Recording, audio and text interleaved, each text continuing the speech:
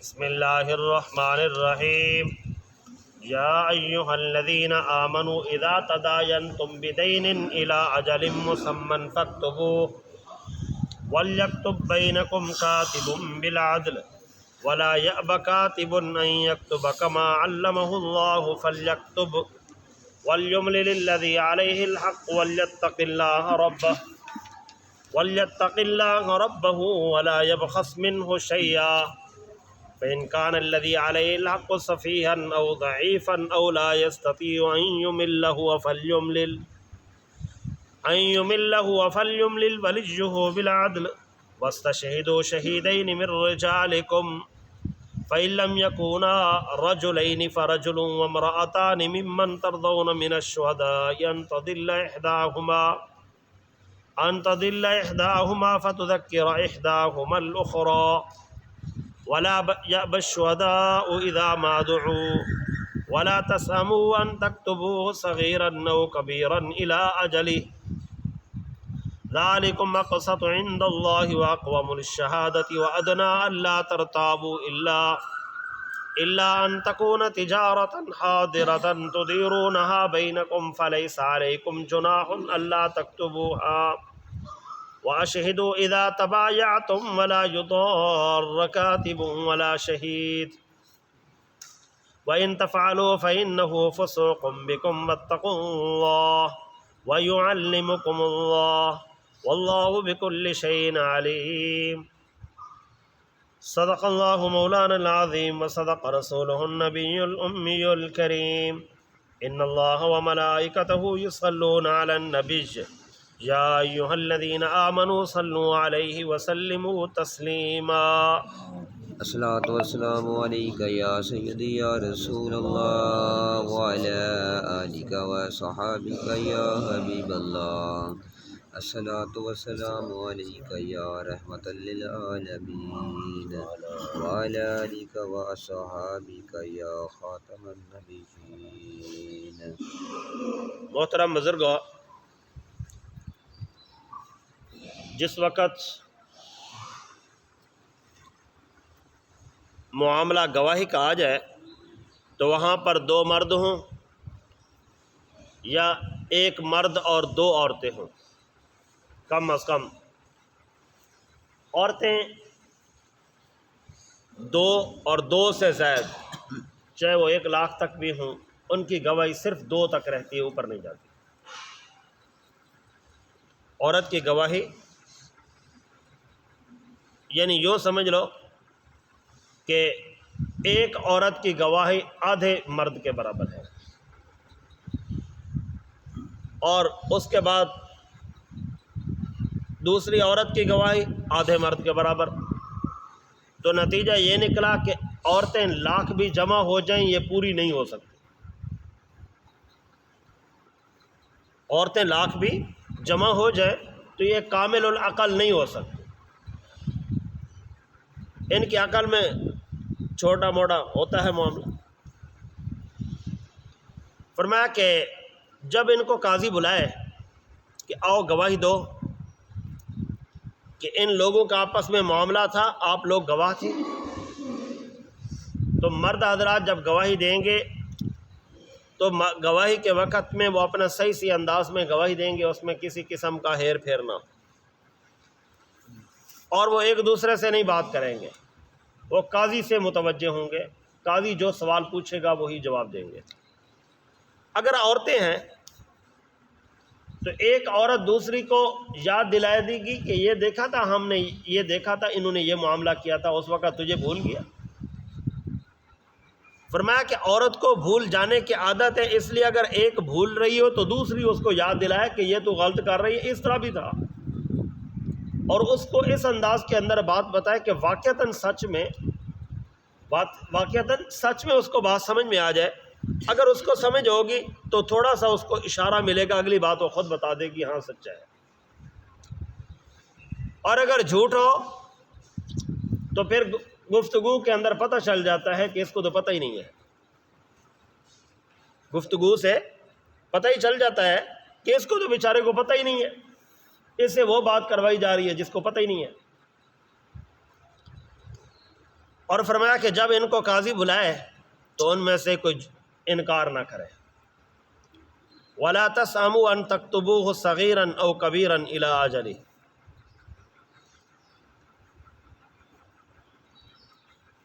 فرمایا کہ اس بات کو چھوٹا نہ سمجھو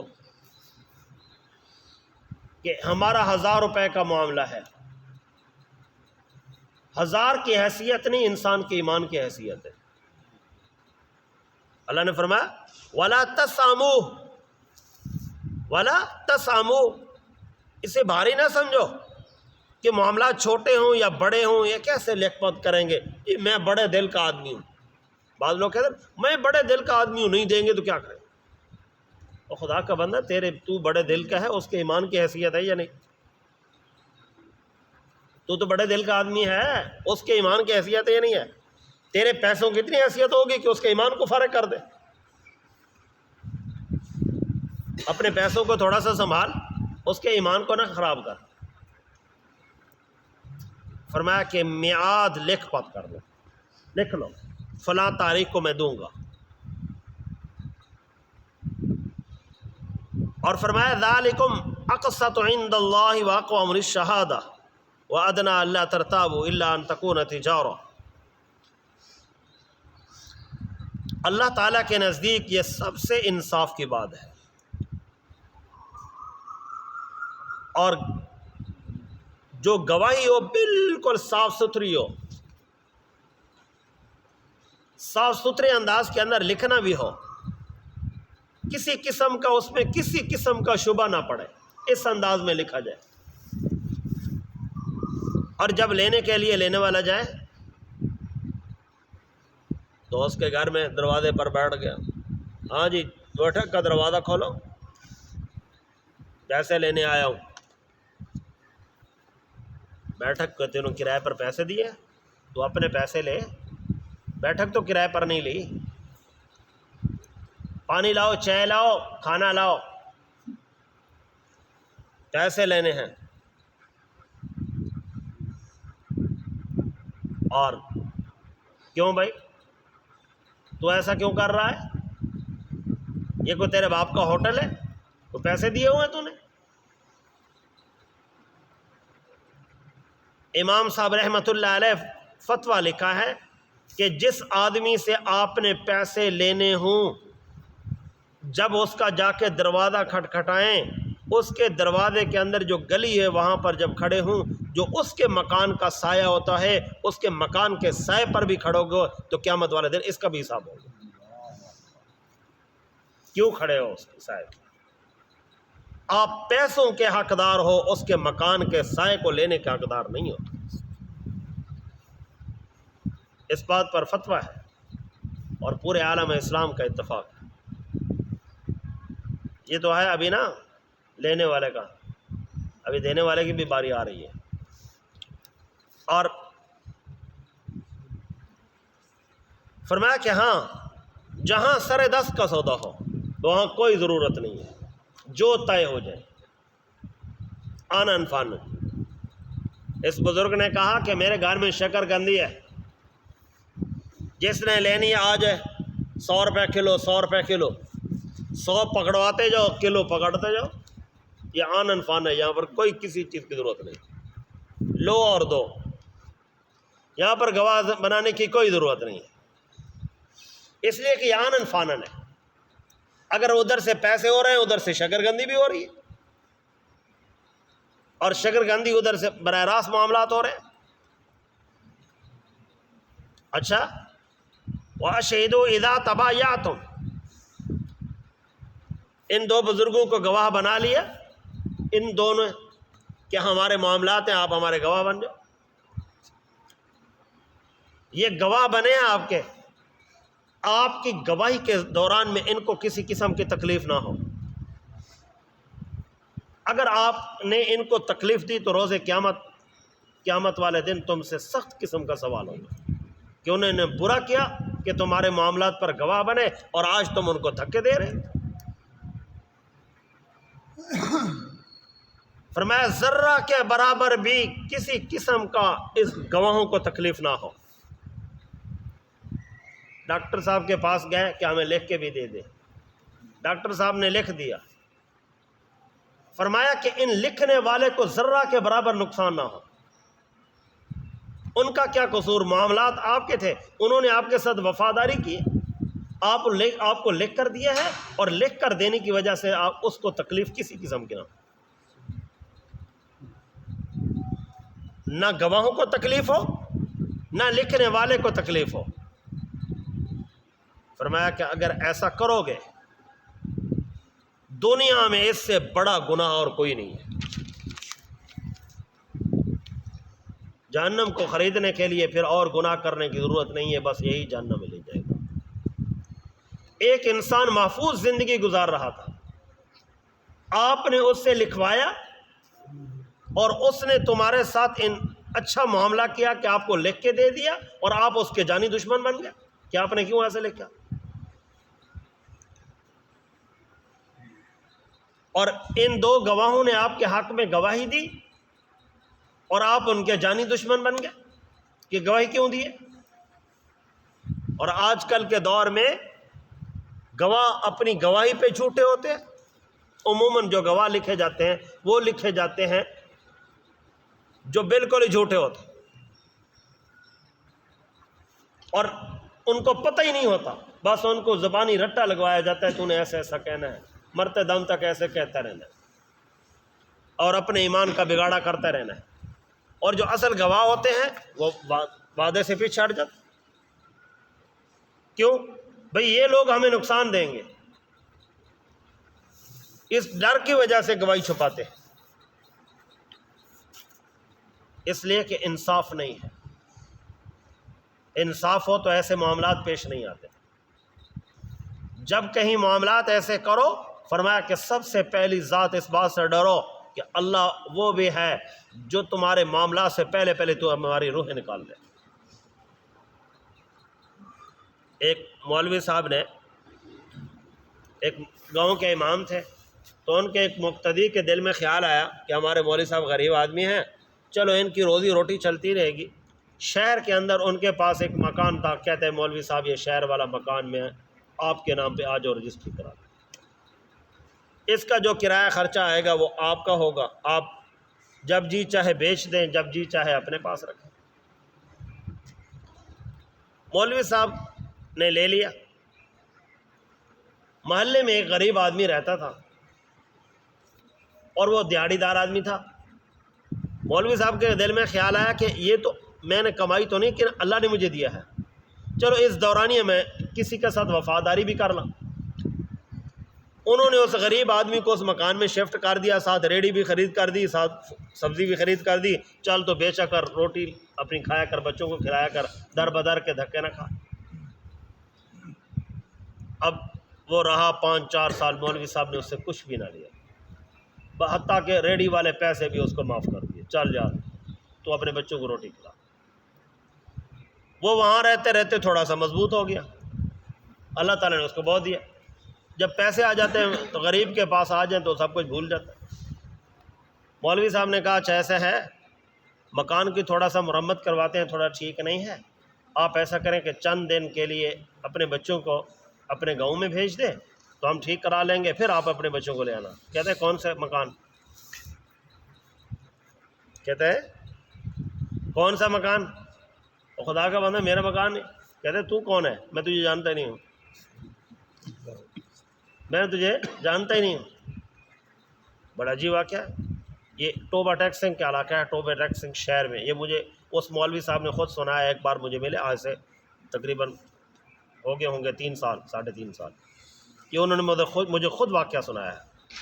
کہتا ہے کہ میں گھر میں آیا، دل میں سوچا کہ یا اللہ جو ظالم ہوتا ہے تو انصاف بھی تو دیتا ہے.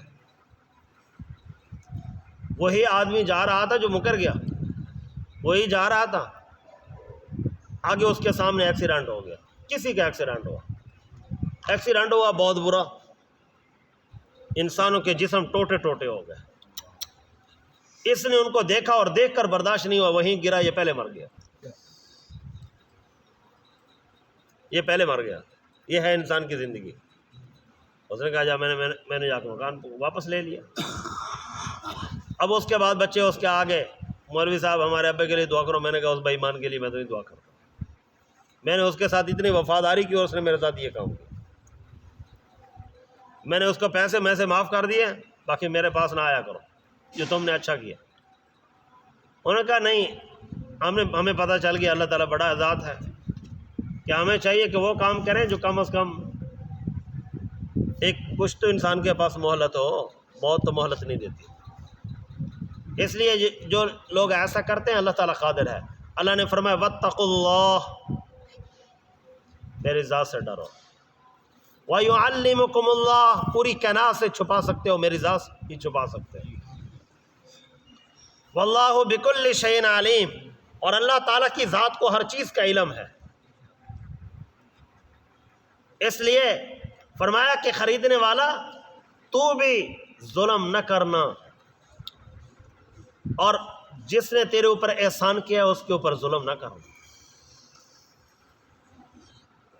اللہ نے فرمایا مجھے اس کی اتنی ادا پسند آئی ہے کہ اس نے قرض دیا، اگر تو نہ بھی واپس کرے گا میں نے اس کو 10 حصہ واپس کرنا ہے. تو نہ بھی کر، میں نے اس کو 10 حصے واپس کرنا ہے.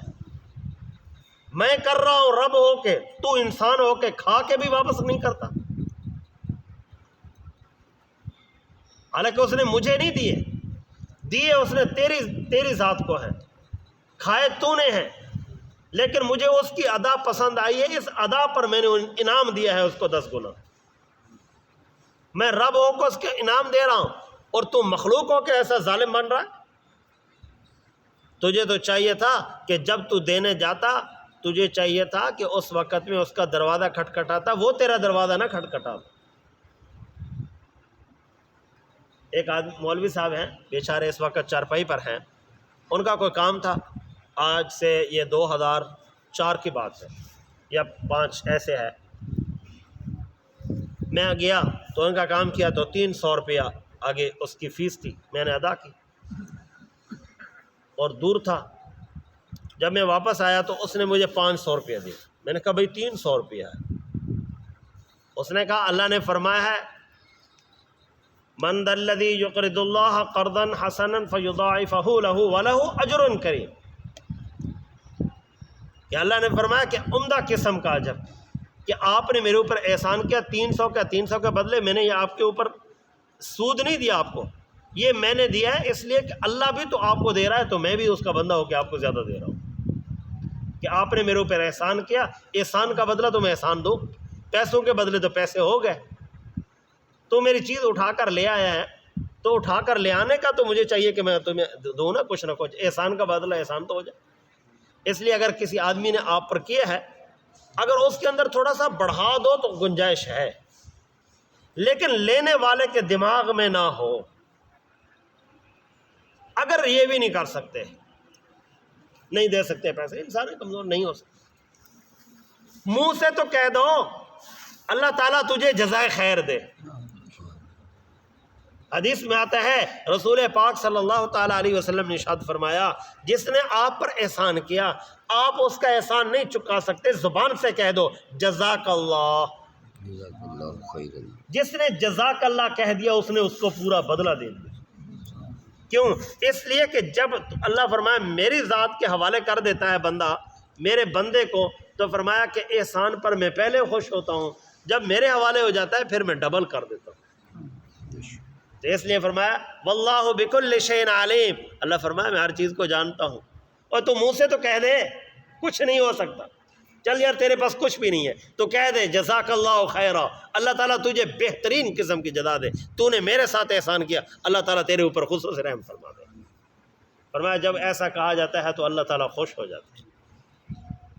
بندے سے دے بندہ رہا ہے، کھا بندے رہے ہیں، معاملات بندوں کو اور خوش اللہ تعالیٰ ہو رہا ہے. اے ایمان والو جب تم ایک مقرر مدت تک کسی کا لین دین کرو تو اسے لکھ لو، اور چاہیے کہ تمہارے درمیان میں کوئی لکھنے والا ٹھیک ٹھیک لکھے اور لکھنے والا لکھنے سے انکار بھی نہ کرے جیسا کہ اسے اللہ نے سکھایا ہے. اللہ نے ہاتھ دی ہے نا، اللہ تعالیٰ ہاتھ دی ہیں، آنکھیں دی ہیں، دماغ دیا ہے، تو اللہ نے دیا ہے نا سب کچھ. اس کا مطلب یہ ہے وَلْيُمْلِلْ اسے چاہیے کہ لکھ لیا جائے، جس پر حق آتا ہے وہ لکھتا جائے، اور اللہ تعالیٰ سے ڈرتا بھی رہے جو اس کا پروردگار ہے، اور لکھنے کے وقت میں ذرہ برابر میں کمی نہ کرے۔ پھر جس پر حق آتا ہے اگر بے عقل یا ناتواں ہو یا لکھا نہ جانتا ہو تو اس کا ولی انصاف سے لکھا جائے، اور 2 گواہ قائم کر لو اپنے مردوں میں سے، پھر اگر 2 مرد نہ ہوں تو 1 مرد 2 عورتیں، ایسے گواہ جن کو پسند کرو کہ کہیں ان میں سے اگر ایک عورت بھولے تو دوسری اس کو یاد دلا دے۔ عورت کو بھولنے کی عادت ہے نا، دوسری اس کو یاد دلا دے، جب بلائے جائیں تو آنے سے انکار نہ کریں، اور اسے بھاری نہ جانو کہ لین دین چھوٹا ہو یا بڑا ہو، اس کی میعاد تک لکھت کر لو، یہ اللہ کے نزدیک زیادہ انصاف کی بات ہے۔ اور میں گواہ ہوں، خوب ٹھیک رہی گواہی، اور یہ اس سے زیادہ قریب ہے کہ تمہیں شبہ نہ پڑے مگر یہ کہ سر دست اگر لین دین ہو تو اس کے لکھنے کا تم پر کوئی گناہ نہیں ہے۔ ہاتھوں ہاتھ دکان پر سودا لیا، ہاتھوں ہاتھ، اس کا لکھنے کا کوئی مسئلہ نہیں۔ فَلَيْسَ عَلَيْكُمْ جُنَاحٌ أَلَّا تُكْتُبُوهَا، جب خرید و فروخت کر لو تو اس وقت میں اگر ایسا نہ کرو تو کوئی ایسا معاملہ نہیں ہے تمہارے اوپر۔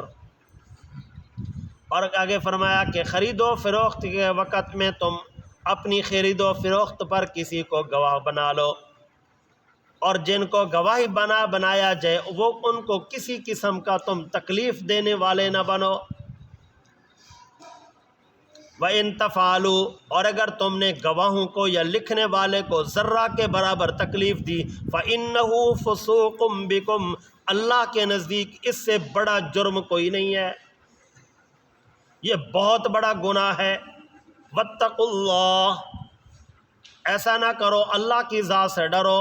وَيُعَلِّمُكُمُ اللَّهُ، اور اللہ تعالیٰ تمہیں سکھاتا ہے۔ وَاللَّهُ بِكُلِّ شَيْءٍ عَلِيمٌ، اور جو کچھ تم کرتے ہو اللہ تعالیٰ جانتا ہے۔